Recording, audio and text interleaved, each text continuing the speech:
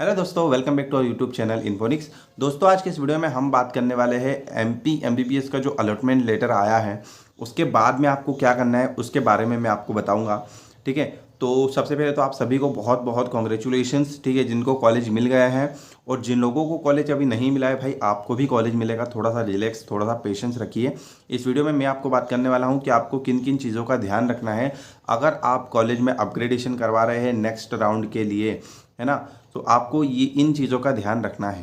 ठीक है, सो अगर आप चैनल पर नए हैं तो प्लीज़ चैनल को सब्सक्राइब करें एंड बेल आइकन ज़रूर दबाएं। तो दोस्तों, मैं इस वीडियो में बात करूंगा सबसे पहले कि आपको अपग्रेडेशन कब करवाना है।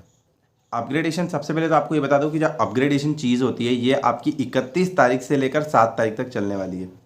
ठीक है, अब देखो, बहुत सारे स्टूडेंट्स के माइंड में एक डाउट आता है और वो है कि भैया अगर हमें फर्स्ट राउंड में कोई कॉलेज मिला और अगर हमने सेकेंड राउंड के लिए अपग्रेडेशन करवाया तो क्या हमारी फर्स्ट राउंड की सीट वैसी ही रहेगी या चले जाएगी। तो देखो, आपको सबसे पहले तो क्या करना है कि आपको अगर कॉलेज मिला है ना, तो आपको आपके डॉक्यूमेंट वेरिफिकेशन के लिए उस कॉलेज में जाना है और वहाँ पर आपको एडमिशन लेना है। ठीक, आपको वहाँ पर एडमिशन लेना है। अब एडमिशन का जो आप अमाउंट भरोगे, है ना, आपको जो भी अमाउंट वहाँ पर लगता है आपको वो देना रहेगा। ठीक है, एंड उसी के साथ में जैसे ही आपने अमाउंट दिया आपका एडमिशन वहाँ पर हो जाता है। ठीक है, अब एडमिशन के बाद आप जो है अपग्रेडेशन का ऑप्शन सिलेक्ट करते हैं तो आपकी सीट वैसी की वैसी रहेगी क्योंकि आपने वहाँ पर एडमिशन ले लिया है। बहुत सारे स्टूडेंट ऐसे होंगे जो एडमिशन नहीं लेंगे और नेक्स्ट राउंड में जाना चाहेंगे। तो भाई अगर आप एडमिशन नहीं लोगे तो आपकी फर्स्ट राउंड की सीट चले जाएगी, फिर मुझे मत कहना।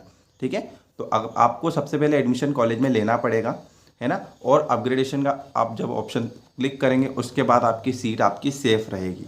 ठीक है, अब और डाउट आते कि भैया फर्स्ट राउंड हो गया, ठीक है कोई बात नहीं, अब अगर हमें सेकेंड राउंड में अगर कॉलेज नहीं मिला फिर तो भाई अगर आपको सेकेंड राउंड में कॉलेज नहीं मिला तो आपकी जो फर्स्ट राउंड में जो सीट थी ना वो आपकी वैसी की वैसी रहेगी, कहीं नहीं जा रही।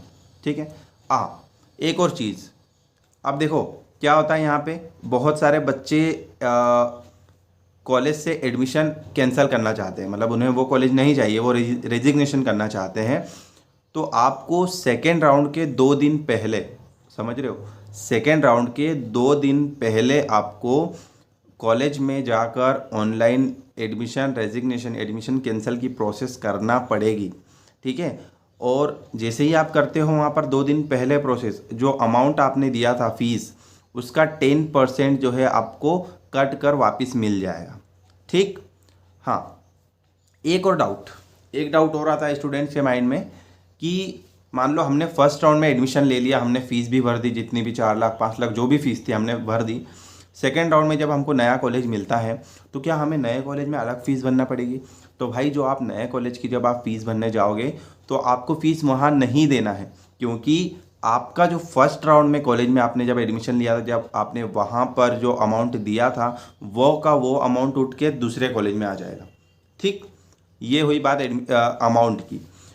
अब बात करता हूँ मैं बात कर रहा हूँ रिपोर्टिंग की कि आपको कॉलेज में रिपोर्ट कब करना है। ठीक है, तो 31 अगस्त से लेकर 4 सितंबर तक आपको कॉलेज में जाकर रिपोर्ट करना है।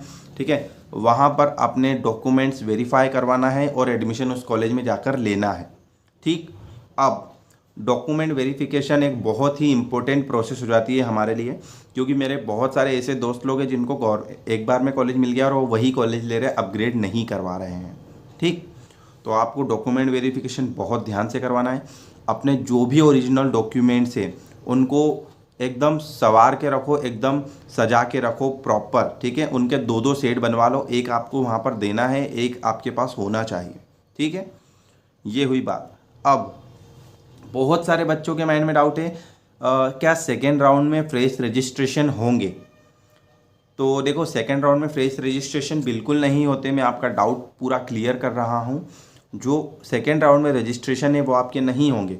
जो फर्स्ट राउंड में रजिस्ट्रेशन हो गया वही स्टूडेंट सेकेंड राउंड में एलिजिबल पाएगा। ठीक, हाँ, जो मोपअप राउंड आता है वहाँ पर आप एकदम फ्रेश रजिस्ट्रेशन करवा सकते हो। ठीक है, तो अगर कोई बच गया है रजिस्ट्रेशन करवाना तो आप मोपअप में ही करवा पाएंगे।